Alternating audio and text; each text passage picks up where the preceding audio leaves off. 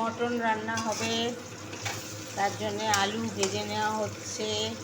আলু সাদা তেলে একটু নুন হলুদ দিয়ে ভেজে নিচ্ছি। এই যে মটন রান্না করছি, সর্ষের তেল দিয়েছি কড়ায়, গোটা গরম মশলা তেজপাতা দিয়েছি। মশলাটা কষা হচ্ছে মটনের, তারপরে একে একে সব মশলা দেওয়া হবে। একটু হলুদ গুঁড়ো দিচ্ছি। সব মশলা দিয়ে তারপরে মটনটা ম্যারিনেট করে রেখেছিলাম টক দই দিয়ে নুন দিয়ে, ওটা ঢেলে কষা হচ্ছে।